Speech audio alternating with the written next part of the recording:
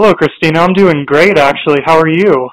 Oh, it could be better a little because I'm sick, but it could also be worse. So, Delirium, the newest Lacuna Coil record, has been out for a good while now.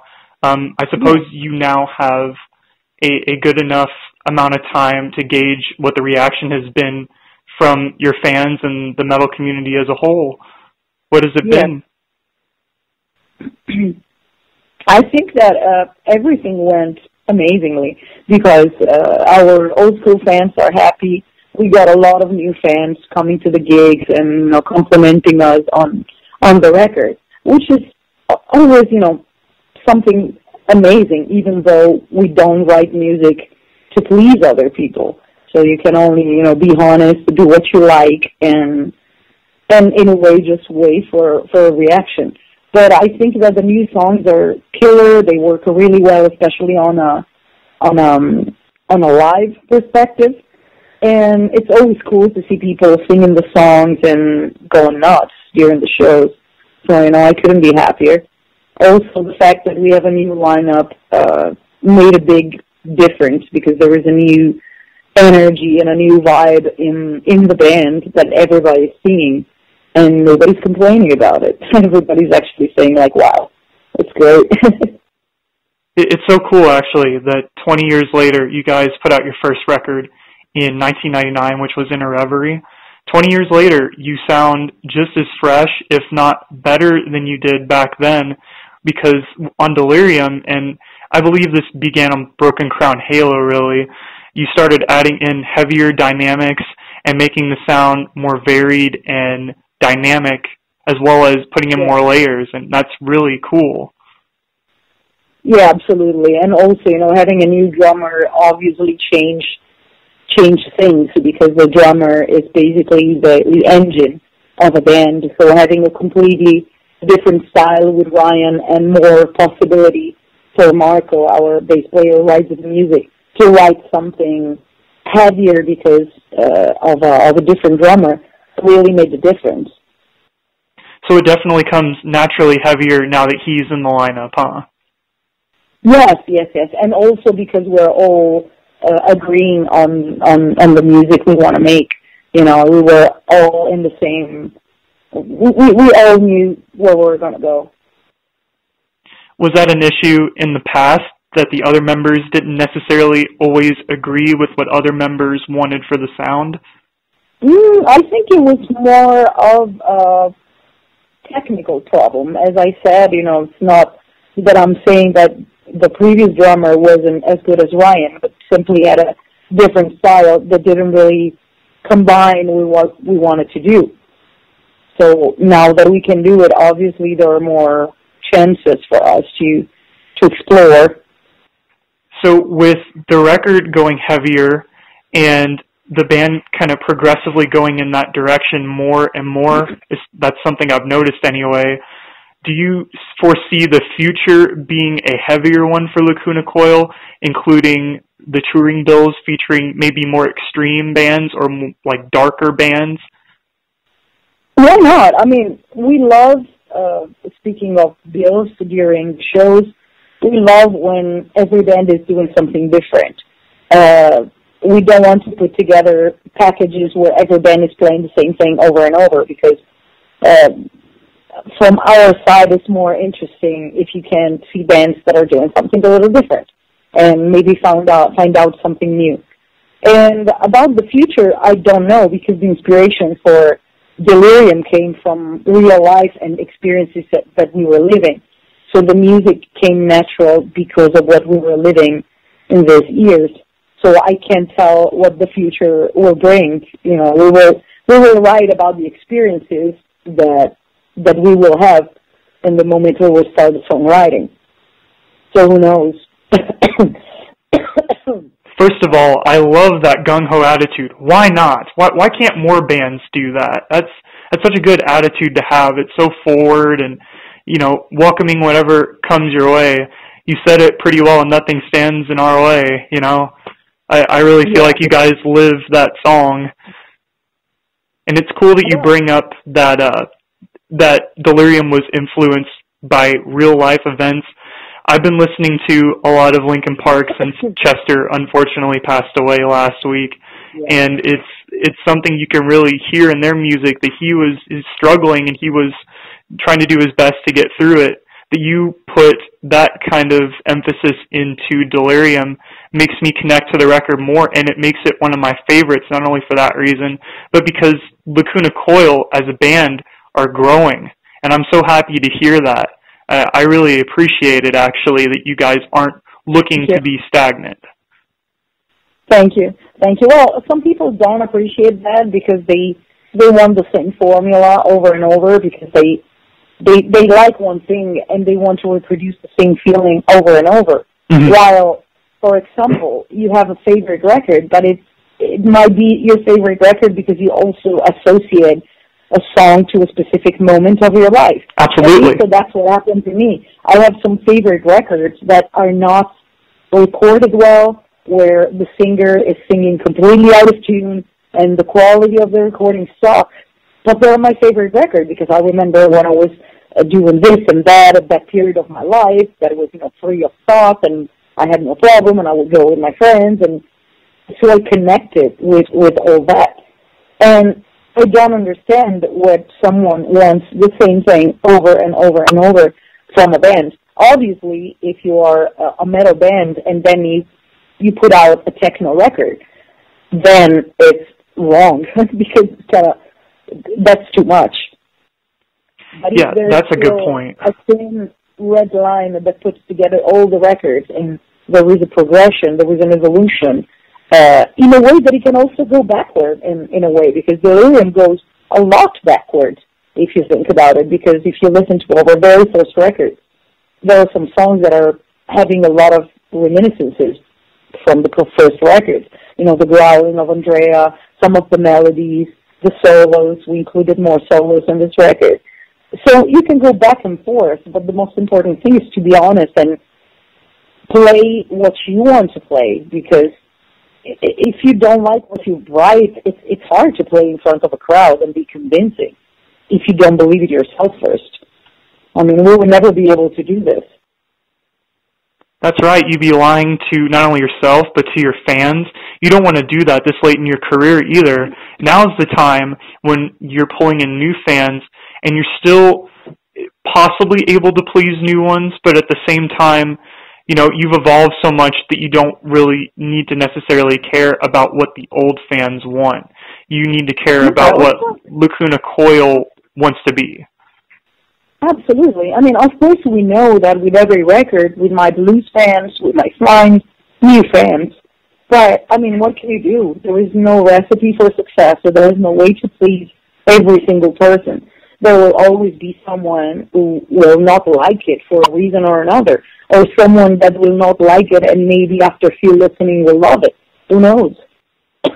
Yeah, I'll be honest with you, too. I haven't loved every Lacuna Coil record. I wasn't a huge fan of Shallow Life, personally. I felt like it was a little bit too streamlined and that you guys were capable of more, but I recognized it as an experimental period, and it didn't make me disown the band in the slightest, because I knew that you guys were just trying something different and that it would lead to something new. It would lead to a new path you haven't been on before. But to bring up... I think there are some very good songs on Shallow Life, but I also understand why some people didn't like it. I also think that we did a big mistake in delivering the image of that record, because the purpose of this record was kind of to make fun of a more superficial world, but a lot of people didn't understand the pictures. For example, me and Andrea dressed as a pop princess and a rap guy, and everybody thought that we changed image. We were like, maybe we're being too complicated in delivering at least the visual. Of course, our fans will not change the songwriting, but at least if we can deliver an image in the proper way, maybe the message will be clearer. So I think that we did that mistake more than musically. Yeah, I recognize that Shallow Life is definitely a Lacuna Coil record, too, because you and Andrea still have that vocal synergy, and I feel like that's been such an important aspect of Lacuna Coil's sound since, the debut. One thing I loved about Inner Reverie was that Andrea he kind of like gave like this Metallica-esque edge to your music, and that was such a cool contrast to like your gothic melodies and the beautiful side of the music. I always thought that was such a cool dynamic, and it continues to improve. Thank you. I'm really looking forward to hearing what can come out of that next. Do you have any plans to release a new single to go into the studio soon? Do you have any ideas for what the next record could sound like? No, not at the moment, and I'm sure that next year we're going to try to put together something, because we don't really write on the road, and this is a very busy period, not only because of gigs, but we're playing here and there, but also because, there's something happening in private life that is connected actually to the delirium thematics that are keeping us very busy, like illness within families and such. But I think that next year we're going to start to write something, and as usual, we will write about real life and whatever is surrounding us, because, that's where we take inspiration from, and we don't really know where we'll go musically. I would love to go even a little bit more extreme and heavier, because, I really enjoy songs like, for example, The Hours of Shame, or heavier songs that we were playing, like Rocky as Dust, during the live shows. I really, really enjoy that line. So I don't know where we'll go, but this could be a direction. I don't know. That will be fantastic. If you guys end up going in an extreme direction, you'll be able to pull it off so well. I swear to you. You've got the lineup for it. We're going in the other way. Everybody's going softer, and we're going the other way. That's awesome. I love it so much. You guys are getting ready to come back over to the U.S. for tour. Yes. And I'm so excited. That's always a great event. I've noticed that on the Delirium tour, things have been more theatrical on stage, which is very exciting. It's just a very exciting time for Lacuna Coil, let me just say. Are you looking to incorporate more of those theatrical elements on this tour and going forward? Well, on this tour, we will have to see, because it is a sort of a co-liner tour, but I don't know how much space we will have for production. Mm-hmm. And also, it's not easy to bring stuff from Europe to the States and organize everything. So I think that our show will be definitely more centered on the performance and the clothes and the songs. But we're starting now to think about the production and what we will do on stage. But we will definitely keep on incorporating the theatrical side, because we like it. It's fun for us, and it's like putting like an armor and go on stage, in a battle suit. And it really transforms you in a way. And, it's a good feeling. Yeah, that's like something I'd have to talk to Guar or Slipknot about. I'm sure that they really know about that. But I don't really see Lacuna Coil going that far. No, we won't go that far. But I still think that the visual impact of a band on stage is really important. Absolutely. Some people might disagree with me, but at the end of the day, when you look at a band on stage, you want to see something different just than staying home and listening to a CD. So, of course, you want to see someone playing properly, singing properly, but if you're adding something visually, I don't think that you're taking anything away from the show. You're actually adding something. So why not?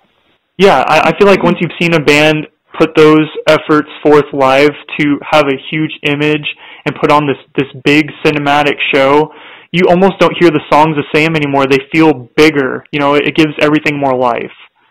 Yeah, and it also creates a stronger connection to the crowd, and doesn't make you feel that the artist is just like up there because, okay, I'm here. Yeah, they're paying me, but I don't give a fuck about whoever came to the show to hear me. It's not about that.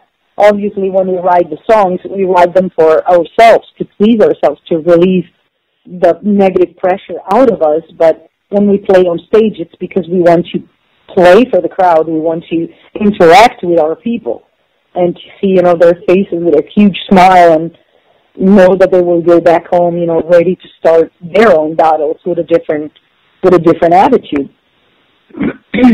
Yeah, and that's awesome. I've always noticed that you're a huge advocate for speaking out and being honest about how you feel, specifically with depression and anxiety, and I think that's so cool that you stand up for that. That's awesome. I mean, I deeply, deeply, deeply hate lies, and I think it's really important to show your real self, especially nowadays, that everybody's so influenced on social medias. They always see you perfect, and they always see you happy, but that's not how it is. That's not how it always is. Mm-mm. So I want to show let's call it perfect size when you post let's say a picture from a photo shoot where your skin is shining and has no defects and you look stunning, with the wig on, whatever. But I also want to show a picture with no makeup when you do stuff that you do every day, because that's how you are. You're not perfect, but you're perfect with your imperfections, because every single human is unique and there is no one else just like you. So only because of that you're fucking special. So that's why I try to, to improve this sort of positive thought